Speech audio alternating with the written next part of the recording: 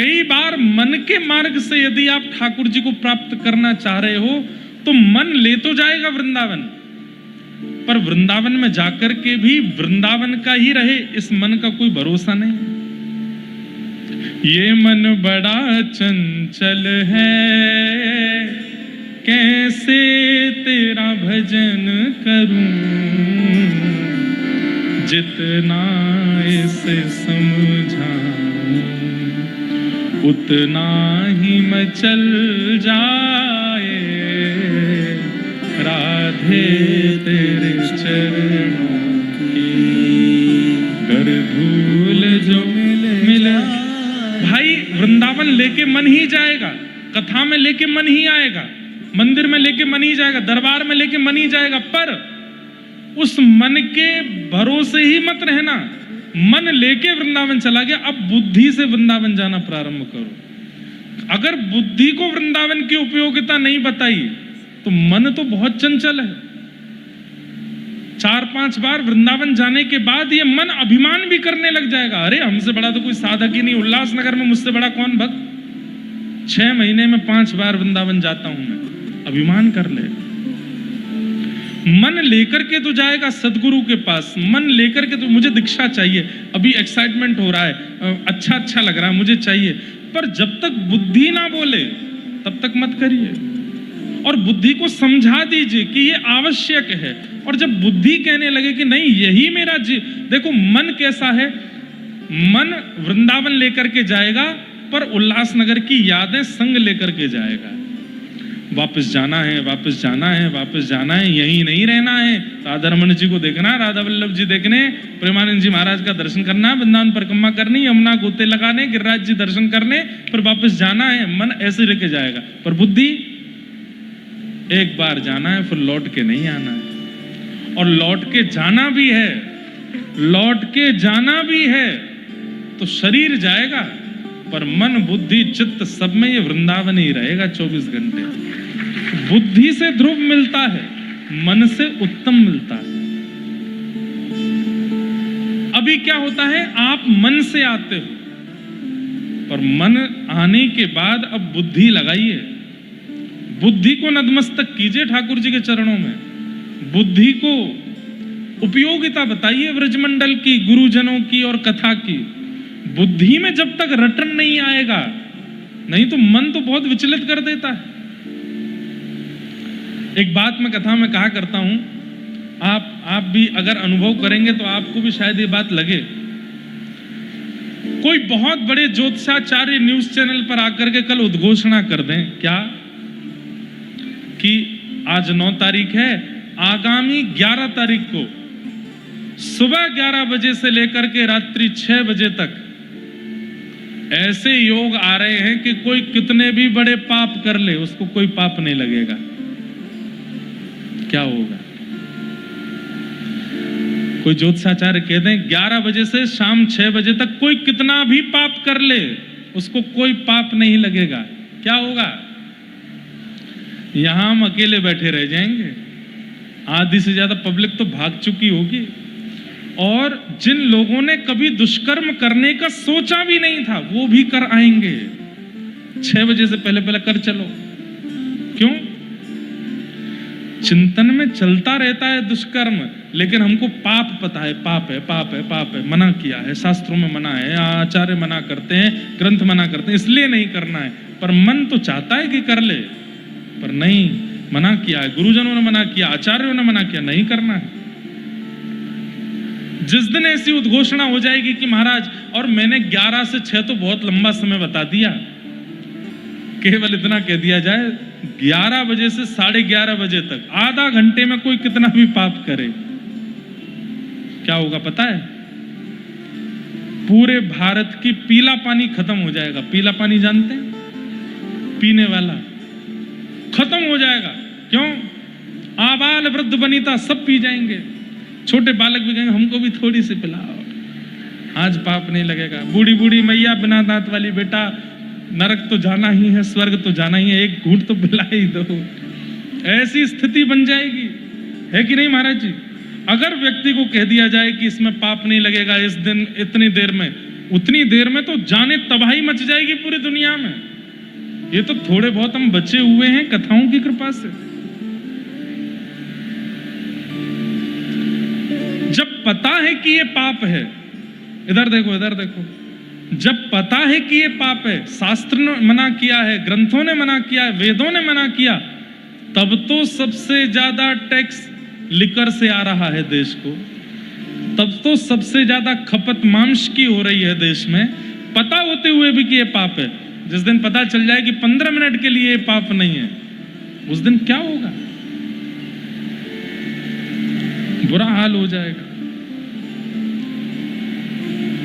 इसलिए मन लेकर के जाएगा वृंदावन, मन लेकर के जाएगा सदगुरु के पास, मन लेकर के जाएगा कथा में, पर वहां जाके बुद्धि को लगाओ, बुद्धि में बिठाओ कि शाम शाम सुंदर ही चाहिए, यही मेरी गति है, यही मेरी मति है, यही मेरी सदगति है। ये बुद्धि को जब पता चलेगा तभी कल्याण हो पाएगा। नहीं तो मन के भरोसे तो मन बहुत विचलित हो जाता है, 2 मिनट में इधर उधर हो जाता है। तो उत्तानपाद की 2 पत्नी सुरुचि और सुनीति। सुरुचि यानी कि मन, उनसे जन्म हुआ उत्तम का, और सुनीति से जन्म हुआ ध्रुव का। ध्रुव एक दिन अपने पिता की गोद में छोटे भाई को बैठा हुआ देखते हैं, उत्तम को बैठा हुआ देखते हैं, तो मन में इच्छा होती है मैं भी बैठूं। छोटी माँ आके डांटती है कि वन में जाओ, वन में जाके भगवान से प्रार्थना करो कि मैं छोटी माँ के गर्भ से जन्म लूं। जब ठाकुर जी प्रकट होकर के कहते हैं कि हाँ ठीक है, वरदान मांगो, तो कहना मैं छोटी माँ के गर्भ से जन्म लूं, तब मेरे गर्भ में तुम आओगे, मेरे गर्भ से जब जन्म लोगे तब बैठोगे यहाँ पे। ध्रुव जी महाराज रोते हुए अपनी माँ के पास गए। माँ ने कहा बेटा रो नहीं, व्यक्ति क्या बोलता है उसमें अपनी उपयोग की बात कितनी है केवल उतना सुनना है। हंस बनो, हंस का स्वरूप क्या है? पानी और दूध मिलाकर के हंस के सामने रख दिया जाए, हंस दूध पी जाता है, पानी छोड़ देता है। श्रोता के 4 लक्षण बताए गए हैं, जिसमें चातक, हंस, मीन और सुख। चातक, हंस, मीन और सुख, ये 4 लक्षण बताए। उसमें हंस वाला लक्षण क्या है कि सामने वाला चाहे जो बोले, आप केवल वो सुनो जो आपके लिए उपयोगी है। माँ ने कहा, छोटी माँ ने कहा कि वन में जाके भगवान का भजन करो, भगवान प्रकट हो जाएं तो उनसे कहना कि छोटी माँ के गर्भ में मेरा जन्म हो जाए।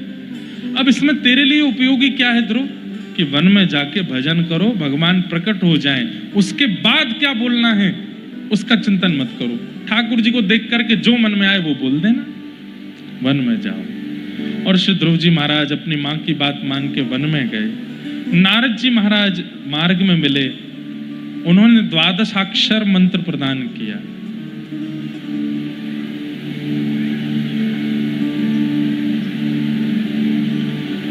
नमो भगवते तुभ्यं वासुदेवाय धीमहि प्रद्युम्नाय निरुद्धाय नमः संकर्षणाय च। इसी से प्रकट हुआ 12 मंत्र, ओम नमो भगवते वासुदेवाय। ये मंत्र प्रकट हुआ, नारद जी ने ध्रुव जी को प्रदान किया। ध्रुव जी ने जाके 5 महीना भजन किया। और 5 महीना कैसे भजन किया, कल या परसों के सत्र में मैं बता रहा था। तिरात्रांते तिरात्रांते कपित्थ बदरासन। पहले महीना केवल 3 रात्रि बाद भोजन करते और उसमें भी कपित्थ फल खाते। दूसरे महीना 6 दिन कुछ नहीं खाते, केवल जल पी के भजन करते। तीसरे महीना केवल वायु पी के भजन करते। चौथे महीना 12 दिन में एक बार श्वास लेके भजन करते। और 5वें दिन तो श्वास लेना ही बंद कर दिया। 5वें महीने में जब श्वास को रोका, देवताओं ने जाके भगवान से प्रार्थना की और भगवान उनके सामने प्रकट हो गए। ध्रुव जी महाराज ने भगवान का मधुरमय दर्शन किया। बोलो भक्तवत्सल भगवान की। ध्रुव जी ने भक्ति में क्या मांगा, बहुत सुंदर, इतना सुंदर भाव है कि ध्रुव जी ने भगवान से क्या मांगा कि भक्ति मोह प्रवहताम त्वयि मे प्रसंगो भूयातनंत महता ममलाशयाना येनांजसोल्वणमुरु व्यसनं भवाब्धिं निश्चे भवद्गुण कथा मृतपान मत। इतना सुंदर श्लोक है। ध्रुव जी महाराज क्या कहते हैं ठाकुर जी से? बंधुओं, मैं एक बात कथा में कहा करता हूं कि आपने समोसा बनाया और आपने समोसा बना करके सामान्य सी प्लेट में मेरे सामने रखा, बताइए कितने का बिकेगा? मैं कह दूंगा 10 रुपए का। लेकिन मैंने समोसा बनाया और समोसा बना के एक धनिया उसके ऊपर चिपका दिया, एक लाल चटनी, एक हरी चटनी, एक पीली चटनी, एक नीली चटनी, एक सफेद चटनी और ऐसे 4-5 चटनियां सजा दी और फिर समोसे के ऊपर ऐसे आंख बना दी, नाक बना दी, मुंह बना दिया। अब मैंने कहा बताओ ये कितने का बिकेगा? क्या बताओगे आप? 50 का बिकेगा महाराज। मतलब समोसा वही है, फिलिंग वही है, तेल वही है, बनाने वाले अलग अलग हैं पर बनाया एक टेक्निक से है। पर उस समोसे की वैल्यू किससे बढ़ गई? प्रेजेंटेशन से। भक्ति हम सब करते हैं पर जिसकी भक्ति में प्रेजेंटेशन होती है उससे ठाकुर जी रीझते हैं। जिसकी भक्ति में कुछ नवीनता होती है, जिसके भाव में, जिसके भजन में, जिसकी प्रार्थना में, जिसकी सेवा में कुछ नवीनता होती है उससे ठाकुर जी रीझते हैं।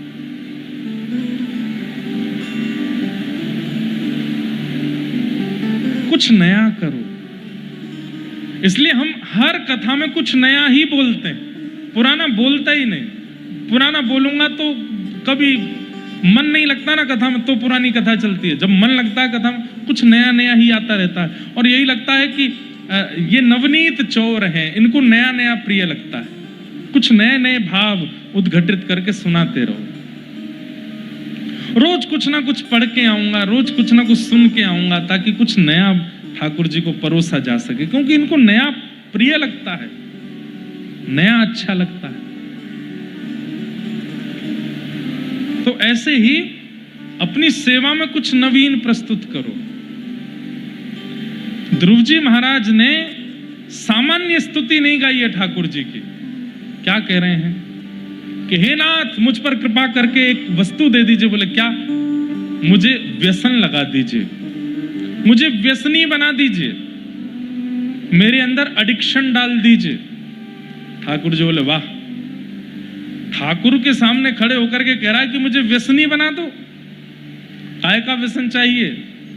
बोले यही तो सुनिए कि व्यसन काय का चाहिए। बोले क्या काय का व्यसन चाहिए? बोले आपकी कथा का व्यसन चाहिए, आपके नाम का व्यसन चाहिए, आपके भजन का व्यसन चाहिए। तो ठाकुर जी भी एक बार को गरुड़ से नीचे उतर करके मानो थोड़ी पे हाथ धर के पूछने लगे, तैने व्यसन क्यों कहा? दुनिया के लोग कहते हैं आप अपने चरणों में लगाए रखो, आप अपनी भक्ति कराए रखो, नाथ हमारी चित्त में प्रेम बढ़ाओ, पर तैने व्यसन शब्द का प्रयोग क्यों किया? तब ध्रुव जी क्या कहते हैं? बोले जो डेडिकेशन व्यसनी व्यक्ति के अंदर होता है वो डेडिकेशन दूसरों में नहीं होता। लगन व्यसनी व्यक्ति जैसी लगन नहीं होती किसी में। बहुत लगन से व्यसन करता है। मैंने ज्यादा तो नहीं देखे पर 2-4 देखे हैं, कैसे कितना ज्यादा लगन होती है उनके अंदर व्यसन करने की। अगर किसी को धुआं उड़ाने का वो है, क्या बोलते हैं उसको, व्यसन, वो व्यक्ति 3 घंटा कथा में बैठ नहीं पाता। अरे चलो कथा तो फिर भी एक सार्वजनिक कार्यक्रम है, वो अपने ब्याह में नहीं बैठ पाता। पंडित जी एक फेरा हो गया, 2 मिनट का समय दे दो, क्या थोड़ा धुआं उड़ाया, कितना डेडिकेशन है। अरे व्यसनी व्यक्ति ब्याह भी करता है तो भी व्यसन नहीं छोड़ता। व्यसनी व्यक्ति किसी के मर जाने पर भी, किसी के मातम में जाता है तो भी व्यसन नहीं छोड़ता। व्यसनी व्यक्ति खुशी में भी व्यसन नहीं छोड़ता, दुख में भी व्यसन नहीं छोड़ता।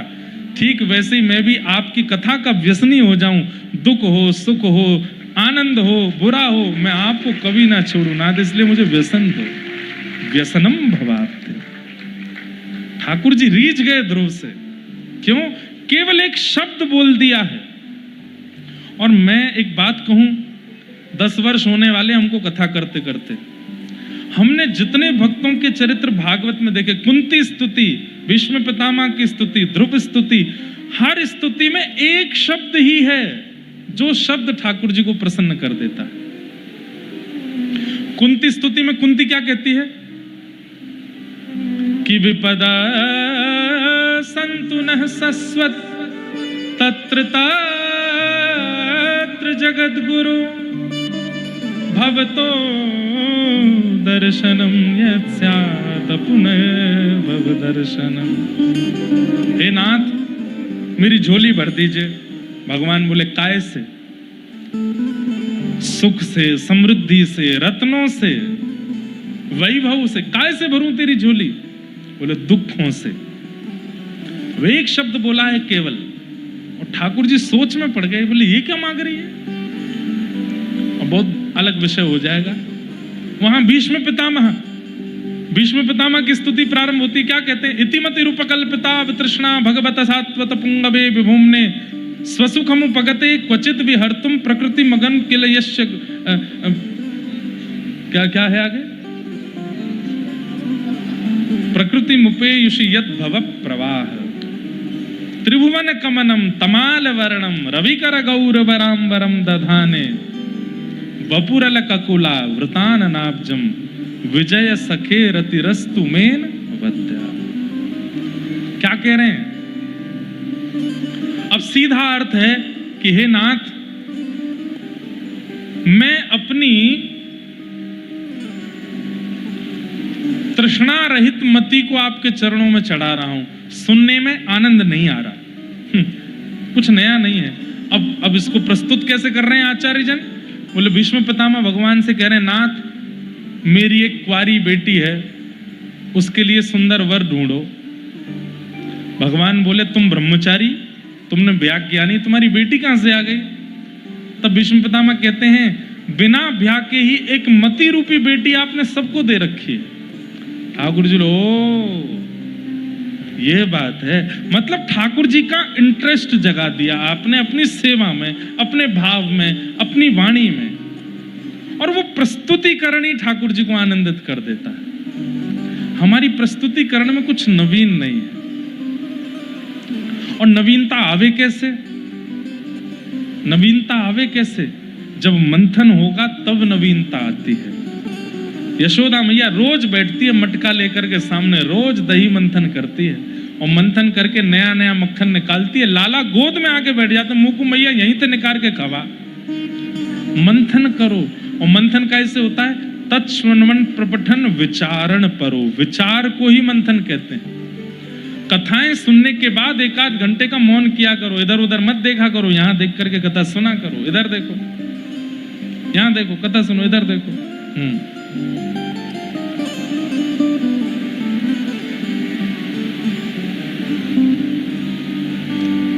ध्रुव जी ने भगवान की स्तुति गाई।